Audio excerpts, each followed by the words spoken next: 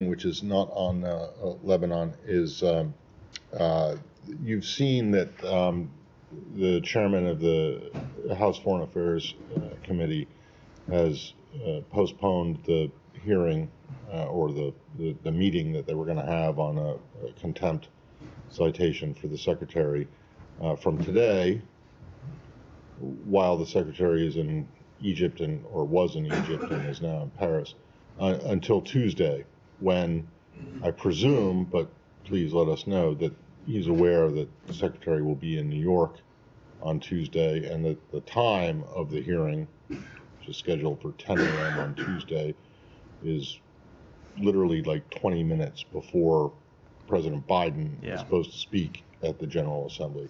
Do you think that HFAC's, or at least the chairman's efforts to go after accountability on this are serious, or are they just screwing with you? Let me say a few things about it. Number one, first of all, we are glad that the committee finally recognized that the secretary does have important foreign policy business to carry out on behalf of the United States.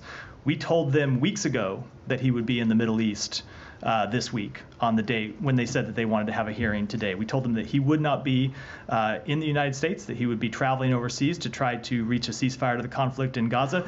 They went ahead and scheduled the hearing for that date anyway and threatened him in contempt if he didn't show up on a day when we had told them that he would be out carrying out these important foreign policy duties.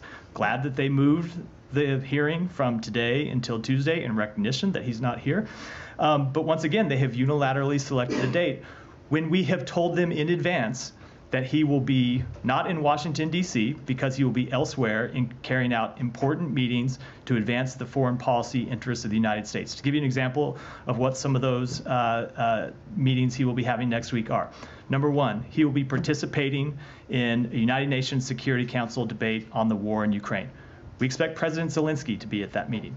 We expect the Russian foreign minister to be at that meeting. Well, we obviously think it's in the interest of the United States that the United States be represented at that meeting by the Secretary of State to defend the United States interests. He is going to convene a meeting of the Global Coalition to Address Synthetic Drugs, which the Secretary founded to try to fight the scourge of fentanyl trafficking. Chairman McCall himself has said that the United States needs to work with its allies and partners to do more to address fentanyl trafficking. Well, that's what the Secretary is doing next Tuesday in New York.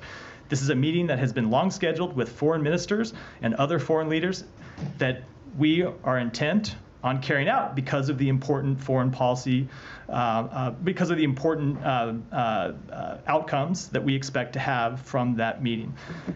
He also will attend other bilateral meetings. He will be with the president. The president is speaking to the General Assembly that day. The president will be having other meetings, and the secretary will be attending those meetings with the president. So he has important duties to carry out at the General Assembly. Now, I will reiterate what we have told the committee privately and what I have said publicly, which is the secretary is willing to come and testify before that committee. We have said we are willing to work with them on a date that is mutually agreeable, but obviously they can't just set a date when he has scheduled meetings to go participate in a Security Council meeting or convene this meeting to address fentanyl any more than he could be there today when he was in the Middle East trying to reach a ceasefire.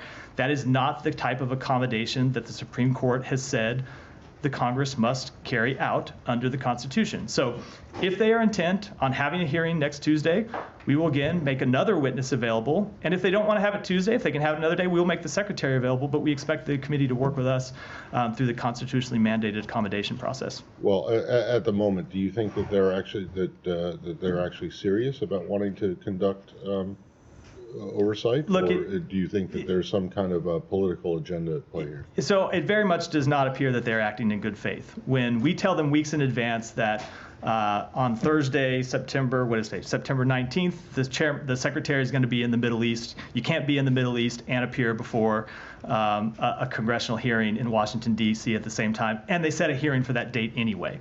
And then when we get close to it and they realize, oh, yeah, he actually is in the Middle East. And so they moved a hearing to Tuesday when we have told them that he is going to be in New York carrying out these important meetings, and they schedule it anyway and threaten him in contempt rather than hold it on another date. There's nothing magic about next Tuesday. They could hold the hearing on another date. We've said we'd make the secretary available on another date. So when they are not willing to take yes for an answer, I think it does call into question whether they're acting in good faith. So are you saying that if Congress is supposed to be in recess the week after next, I believe, if they were to, or at least members of this committee were to come back into session, the Secretary, while he is in D.C., before any other potential travel that's coming up in the second week of October, that he would be willing to appear? So I'm not going to negotiate a date in public. That's what we can do. No, I'm not asking you, but the idea is, that they have raised is that, well, we're going to be in recess. Congress has raised, we're going to be in recess. So if the Secretary was asked to appear, and the committee, at least the members of the committee, would be willing to come back to Washington or to not be on their vacation, he would do that in the first week of October? So I can't commit to a specific date or a specific week here. Obviously, I'd have to look at the Secretary's calendar, and we would want to discuss this with the committee first. But what we have told them is, while he's not available to testify on the dates that they've picked, we want to work with him on the next date that is mutually available to both us and the committee, and we're committed to doing that. Thank you. Yeah.